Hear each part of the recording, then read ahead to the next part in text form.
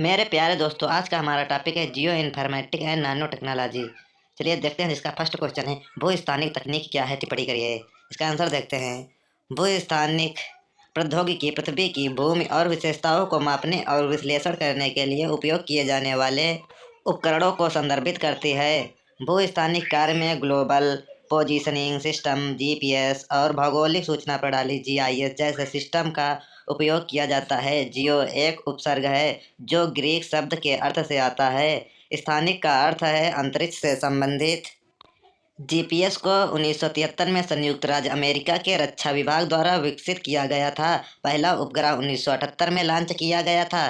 GPS को मूल रूप से सैन्य सेवा के सदस्यों की मदद के लिए डिजाइन किया गया था, क्योंकि वे दुनिया भर से सही स्थानों पर वाहनों, विमानों और जहाज़ों को स्थानांतरित करते हैं। आज हम सभी जीपीएस और जीआईएस का उपयोग कई अलग अलग चीज़ों के लिए किया जाता है।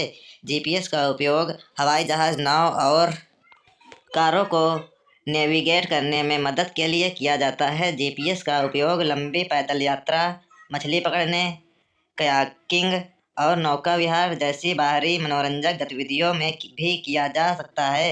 वैज्ञानिक समुदाय में जीपीएस पृथ्वी विज्ञान में एक महत्वपूर्ण भूमिका निभाता है। मौसम विज्ञानी मौसम पूर्वानुमान और वैश्विक जलवायु अध्ययन के लिए जीपीएस का उपयोग करते हैं। भूकंप के दौरान और बीच में टेक्टोनिक गतियों को मापने में मदद के लिए भूवैज्ञानिक जीपीएस का उपयोग करते हैं।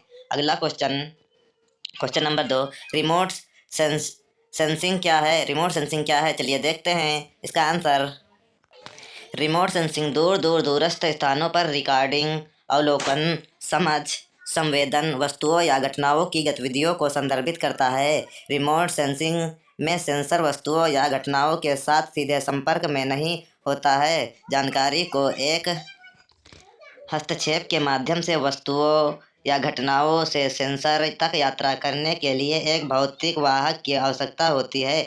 जिस प्रकार विद्युत चुम्बकीय विकिरण आमतौर पर रिमोट सेंसिंग में एक सूचना वाहक के रूप में प्रयोग किया जाता है। रिमोट सेंसिंग सिस्टम का उत्पादन आमतौर पर दृश्य का प्रतिनिधित्व करने वाली एक छवि के रूप में देखा जाता है। छवि से उपयोगी जानकारी निकालने के लिए छवि विश्लेषण और व्याख्या आवश्यक है। मानव दृश्य प्रणाली इस सामान्य अर्थ में रिमोट सेंसिंग सिस्टम का एक उदाहरण है।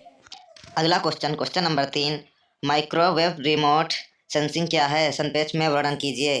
चलिए इसका आंसर देखते हैं।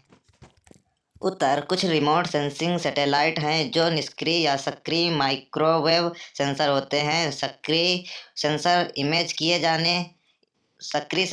किए जाने वाले क्षेत्रों को रोशन करने के लिए माइक्रोवेव रेडिएशन के प्लसेस को उत्सर्जित करते हैं। पृथ्वी की सतह की छवियां जमीन या समुद्र से सेंसर में बिखरे माइक्रोवेव ऊर्जा को मापकर बनाई जाती हैं।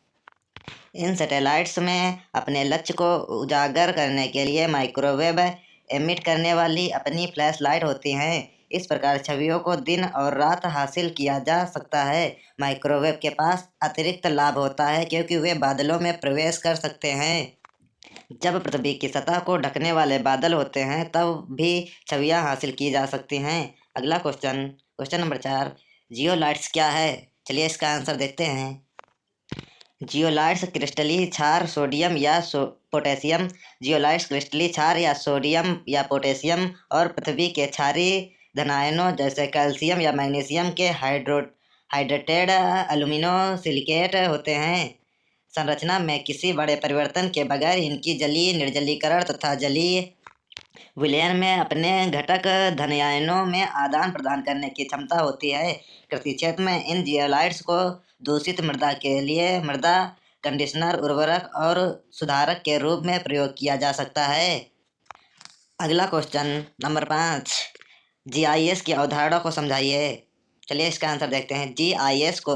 जीआईएस को प्रकार के समस्या निवारण और निर्णय लेने की प्रक्रियाओं के साथ साथ स्थानिक वातावरण में डेटा के विजुअलाइजेशन के लिए उपकरण के रूप में उपयोग किया जा सकता है। भूस्थानिक डेटा का विश्लेषण निम्न प्रकार है।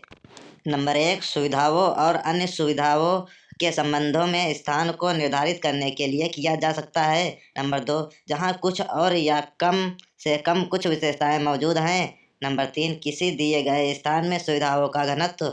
नंबर 4, रुचि के क्षेत्र के अंदर क्या हो रहा है। AOI, जिसका पूरा नाम है एरिया ऑफ इंटरेस्ट। नंबर 5, घटना के आसपास क्या हो रहा है। नंबर 6, समय के साथ एक विशिष्ट क्षेत्र कैसे बदल गया और किस तरह से।